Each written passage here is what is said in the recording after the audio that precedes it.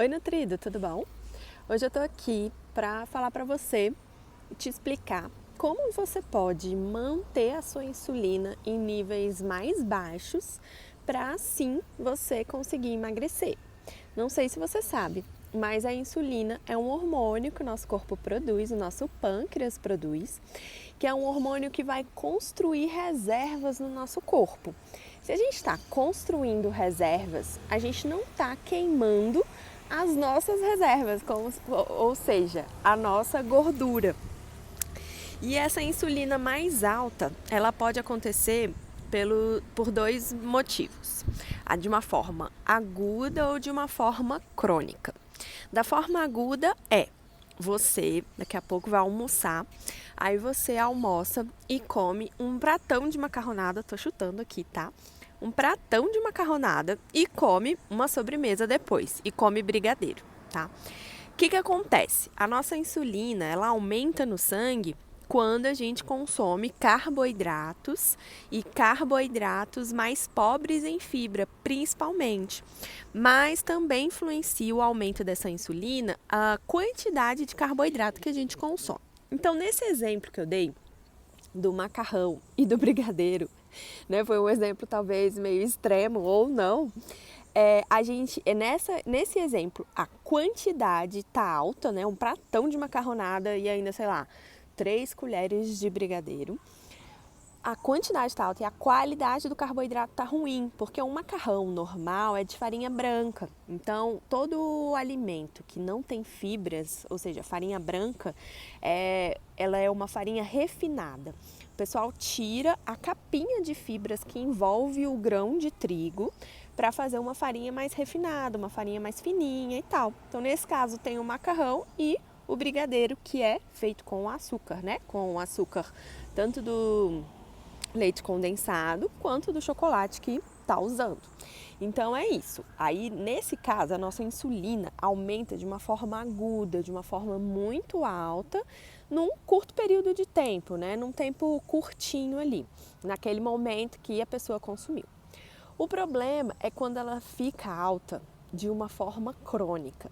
E isso vai acontecendo porque, em médio e longo prazo, a pessoa tem uma alimentação basicamente assim, que nem eu falei. Ela come um pratão de arroz e depois do almoço ainda come uma sobremesa. Ou no almoço ela vai comer arroz, feijão, batata, farofa, lasanha, porque eu já vi isso acontecendo, né? Então, a pessoa comendo assim vários dias, meses, às vezes até anos, essa insulina vai ficando alta durante muito tempo, de uma forma crônica. Por quê? O processo normal é essa insulina aumentar quando a gente come alguma coisa e reduzir quando o nosso corpo conseguiu lidar ali com todos aqueles nutrientes que ele precisava lidar. Esse é o normal. Só que a gente está cada vez menos ativo e a gente comendo isso de forma exagerada, nossa insulina, e várias vezes ao dia, nossa insulina está sempre alta, as nossas células começam a ficar resistentes a essa insulina. A insulina ela deve se ligar na célula e ativar lá uma cascata de reações para a célula pegar aquela glicose que está no sangue e jogar para dentro da célula. Glicose no sangue é ruim, então para o corpo, né? É isso que acontece com os diabéticos, eles ficam com muita glicose no sangue e isso é tóxico. A glicose não deve ficar no sangue, né? Em quantidades muito grandes. Ela deve ficar dentro das células, porque são as células que precisam utilizar a glicose como fonte de energia, o açúcar como fonte de energia. Então, se a gente está há muito tempo comendo sempre essas fontes de carboidrato, a nossa insulina está sempre muito alta, as nossas células vão ficando resistentes à insulina, ou seja, a insulina não funciona mais do jeito que deveria funcionar. E aí, a insulina não funcionando desse jeito, fica um pouco mais de glicose no sangue e o corpo percebe aquilo e fala, nossa, tem que produzir então mais insulina, porque isso que a gente está produzindo não está sendo suficiente. Estaria sendo suficiente, mas as células estão resistentes à insulina. Então a gente fica num quadro de sempre ter uma insulina mais elevada no sangue, ou seja, nesse quadro de estar sempre em modo reserva. Aí a pessoa não emagrece, né? Então, como a gente pode fazer para reduzir essa insulina? Se a pessoa já tem esse quadro de resistência à insulina, como a gente pode fazer para a pessoa reduzir a insulina? Basicamente aí, a gente tem dois processos, né? Os mais básicos, que é reduzir o consumo de carboidrato, tá? Então vamos supor, se a gente usa esse exemplo do brigadeiro depois do almoço, mas o almoço da pessoa foi um pedaço bom de peixe com uma salada e vegetais, e aí depois do almoço essa pessoa, em vez de comer 3 colheres de sopa de brigadeiro, ela come uma colherzinha de chá de brigadeiro, nossa, isso já vai fazer muita diferença para a insulina dela, mas muita diferença. Porque não vai ter um pico grande de insulina, o corpo vai ter que produzir um pouquinho de insulina só para lidar principalmente com o açúcar só daquele brigadeiro. E o que acontece? O que ajuda a diminuir o excesso da produção de insulina, que é o excesso do açúcar no sangue, é quando a gente come junto de um carboidrato assim pobre em fibra, proteína, gordura e fibras. Então, nesse caso que eu dei do peixe, vamos pensar que é um salmão. O salmão tem um pouquinho de gordura, mas são gorduras saudáveis, mas a gente já tem a gordura. Vamos pensar que nessa salada a gente também colocou um pouquinho de azeite. E o salmão, ele já tem a proteína. E a salada e os vegetais têm fibras. Olha que legal! E aí, esse brigadeiro, a gente reduziu a quantidade dele também. A gente, talvez não tenha aí como melhorar a qualidade do açúcar do brigadeiro, sei lá, tem uns brigadeiros de batata doce e tal, mas eu tô falando do brigadeiro normal, tá? Então, nesse caso, o que a gente fez foi reduzir a quantidade do brigadeiro. E isso já faz uma diferença, assim, absurda para reduzir essa insulina e para a gente começar a emagrecer.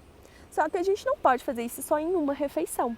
A gente tem que fazer isso em todas as refeições ao longo do dia e durante algum tempo.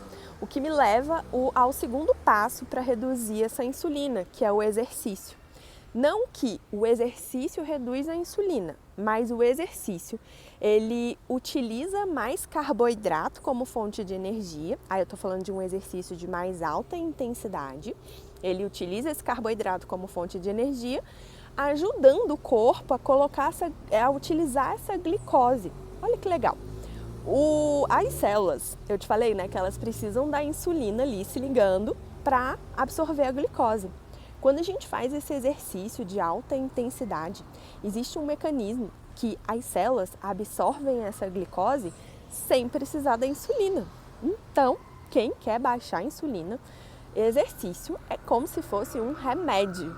Quem quer emagrecer, claro, a gente consegue emagrecer sem exercício, mas o exercício vai estimular muito mais esse emagrecimento, vai acelerar muito mais esse emagrecimento. Ontem eu falei nos stories, né, que um exercício intenso, bem feito, claro, respeitando suas particularidades, sendo bem orientado para você, ajuda e muito no emagrecimento e sim acelera o emagrecimento. Então, basicamente são essas duas formas da gente conseguir deixar a nossa insulina em níveis normais, tá? E o que eu falei ao longo do dia todo, né? Então, no café da manhã, não que a gente precise comer um açúcar em todas as refeições, não é isso. É escolher carboidratos bons que não aumentam tanto a insulina. Então, se no café da manhã a gente come uma fruta com aveia e ovos mexidos, por exemplo, isso quase não aumenta a insulina. Aí, o corpo digere, já reduz aquela insulina e você já está em modo queima de novo. Rapidinho você já está em modo de emagrecimento. Aí no almoço você come bastante saladas, vegetais, uma proteína e etc. Isso quase não aumenta a sua insulina. Aí no lanche da tarde é uma outra fruta com castanhas, vamos supor, e umas fatias de queijo. Isso não aumenta a insulina. Então fazendo isso ao longo do dia e ao longo de um tempo, vai fazer com que a sua insulina fique em níveis normais e aí sim você vai aumentar muito mais o seu emagrecimento. Ficou alguma dúvida, nutrido? Me manda aqui nos comentários e eu te vejo no próximo vídeo.